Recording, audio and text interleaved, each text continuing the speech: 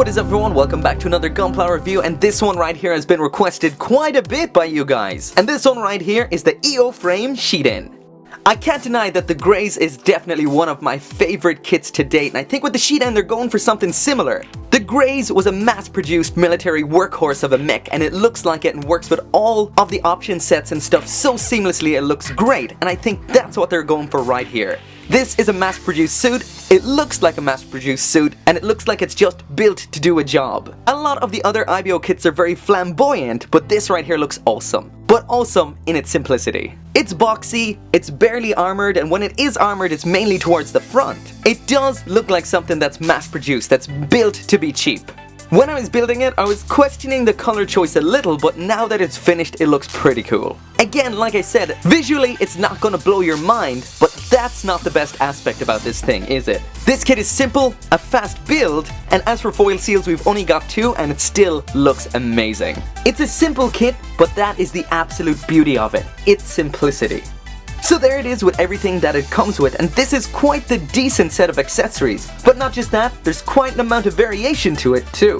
First off, what we've got in here is the rifle. Next up then we've got this smaller shield, and that connects into this hole here on the forearm. But you'll also notice that because all the holes in this kit are the same diameter, you can literally stick it wherever you want. Next up then is the partisan, which can extend just like that. But once you see this thing as a giant screwdriver, you can't unsee it, and that's all I see anymore. But anyway, in here we also get these little adapters for the backpack so they can stick onto the handle like that, and then that can be stored here on the backpack like so.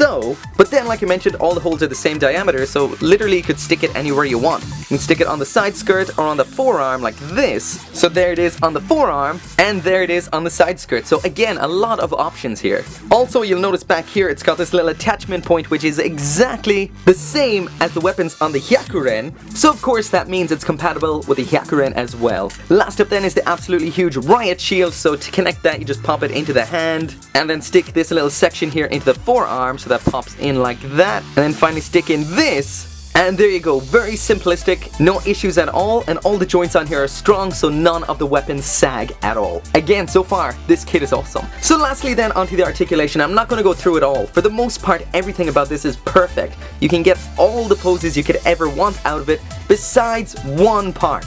Everything is epic, except the ankles are complete shit. I mean, look at this. That and that is all the pivot you get. You get a bit of up and down as well, but it's all one big, blocked little ball joint. On top of that, this section down here also likes to pop off all the time. I had to glue these two sections in here together to stop that from happening every time I tried to get into a pose. But besides those awkward little ankles, everything is great. That's a disappointment right there. But again, on the whole, absolutely awesome.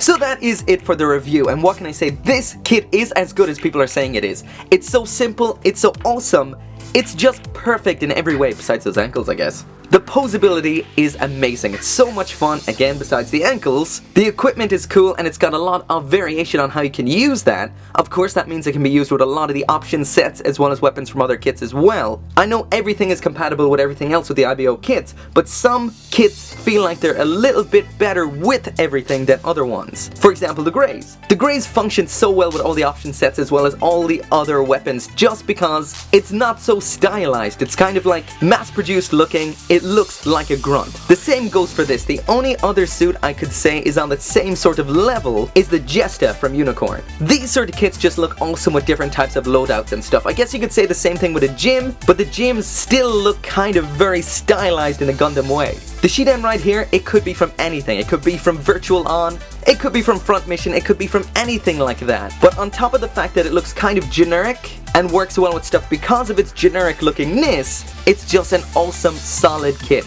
Everything about it, besides the ankles, is perfect. But anyway, that is it for the review. This kit is awesome. Don't just buy 1, buy 2 or 3 or 4. Minimum 3, so you can buy option kit 6, get the visors, and make yourself a team. But anyway, that is it for the review. Thank you for watching. Buy one of these, and I'll see you next time.